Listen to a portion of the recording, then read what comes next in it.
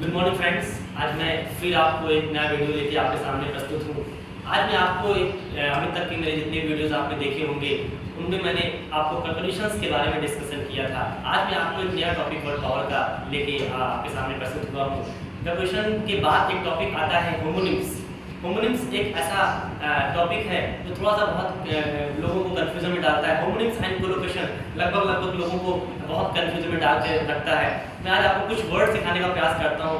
ऐसे कुछ शब्द इंग्लिश के अंदर बने हैं जिनका मतलब तो एक होता है लेकिन यूज अलग अलग होता है, और ऐसे शब्दों के ऊपर आपका पूरा का पूरा क्लोज टेस्ट, आपका पूरा का पूरा फिल द ब्लैंक्स काफी कुछ डिपेंड करता है। तो मेरा आपसे आज एक अनुरोध है, आप इस लेक्चर को बहुत अच्छे सुनने का प्रयास करिएगा। कहते हैं एक शब्द है अंग्रेजी के अंदर, एक शब्द होता है डिनाई और एक शब्द होता है रिफ्यूज।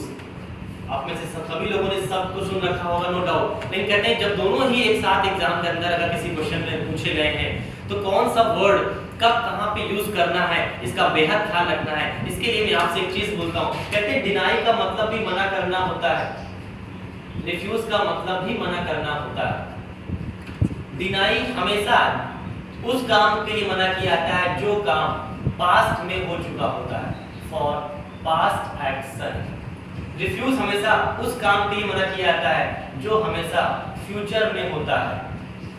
दैट मींस वो एक्शन अभी हुआ नहीं रहता है, फ्यूचर में कभी होगा। हम उन एक्शंस को मना करने के लिए रिफ्यूज लगाते हैं, और जो काम हो चुका होता है उन एक्शंस को मना करने के लिए हम डिनाई लगाते हैं। ध्यान दीजिएगा स्टूडेंट्स, हमने आपको ये नहीं कहा कि पास्ट टेंस में इसको यूज करेंगे, फ्यूचर टेंस में इसको यूज करेंगे। हमने कहा पास्ट के एक्शन को मना करने के लिए डिनाई लगाते हैं और फ्यूचर के एक्शन को मना करने के लिए रिफ्यूज लगाते हैं। इट डजंट मीन कि ये पास्ट में आएगा ये फ्यूचर में आएगा, दोनों भी किसी टेंस में आ सकते हैं, इससे कोई फर्क नहीं पड़ता। बस आप जो एक्टिविटी चल रही है उस एक्टिविटी को फोकस करना है कि वो एक्शन कब का था, पास्ट का था या फ्यूचर का था। फॉर एग्जांपल मैंने कहा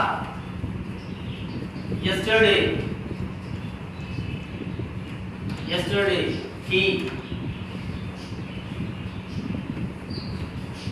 my proposal to go on tour। फिर मैंने कहा कश्यप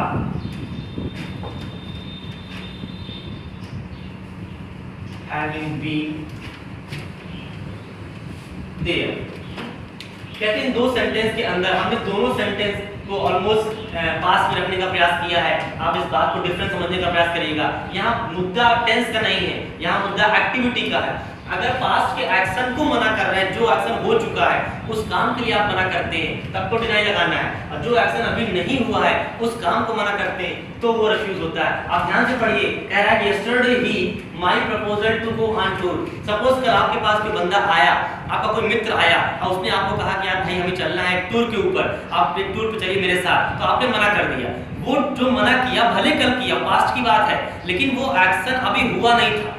वो एक्शन अगर आप हाँ करते तो आगे जाके होता। दैट मींस एक्टिविटी कब की हुई, फ्यूचर की हुई। अगर वो एक्शन कंप्लीट हो चुका होता, पास्ट में हो चुका होता, तब तो डिनाई था वो। लेकिन आपके फ्रेंड ने आपको कहा टूर पर चलने के लिए, आपने मना कर दिया, ये एक्शन तो हुआ ही नहीं। तो जो एक्शन नहीं हुआ है दैट मींस फ्यूचर का केस हो गया। और फ्यूचर केस में क्या लगाते हैं, रिफ्यूज लगाते हैं। हम यहाँ क्या लगाने का प्रयास करेंगे, रिफ्यूज्ड। तो आप बोलेंगे yesterday he refused my proposal to go on tour। कल उसने मेरे प्रपोजल, मेरे प्रस्ताव को ठुकरा दिया, मना कर दिया टूर पे जाने का, राइट। फिर हमने कहा Kasab having been there। Kasab से जब पूछा गया, मुंबई ताज होटल के बाद जब कसाब को पकड़ा गया था तो कसाब से पूरी इंक्वायरी ली जा रही थी कि आप वहां पे कैसे कैसे क्या क्या कर रहे थे, किसने आपको गया था। तो कसाब ने पूरी एक्टिविटी को सुनने के बाद यही मना कर दिया, हम वहां थे ही नहीं। अगर वो वहां नहीं था, एक्शन तो हुआ ही था, ताज होटल के अंदर अटैक तो हुआ ही था। उस अटैक के बारे में जब सीबीआई कसाब से पूछती है तो कसाब कहता है मैं वहां था ही नहीं। तो आपने जिस चीज के लिए मना किया, वहां होने से आप मना कर रहे हो, वो एक्शन हो चुका है। अब उस एक्शन हो जाने वाले एक्शंस के लिए मना करने के लिए हम रिफ्यूज ना लगाकर क्या लगाते, डिनाई लगाते हैं। तो आप कसाब के बाद क्या लिखना चाहेंगे, डिनाई की सेकंड फॉर्म डिनाइड। आप देखिए Kasab denied having been there, वहां होने से कसाब ने मना कर दिया। जिस काम के लिए मना कर रहा है वो काम हो चुका है। तो कहते हैं जो काम हो चुका होता है उस काम को मना करने के लिए हम डिनाई लगाते हैं, और जो काम अभी नहीं हुआ रहता है उस काम को मना करने पर रिफ्यूज लगाते हैं। तो रिफ्यूज और डिनाइंग ऑलमोस्ट सेम है, तो थोड़ा सा आपको डिफरेंस समझना है। ऐसे एक्शंस जो फ्यूचर में होंगे दैट इज रिफ्यूज, ऐसे एक्शन जो पास्ट में हो चुके हैं दैट इज डिनाइंग। अगर आपको वीडियो पसंद आया तो प्लीज फिर से इसको सब्सक्राइब करिएगा, आगे की वीडियोस के लिए इंतजार करें। Thank you.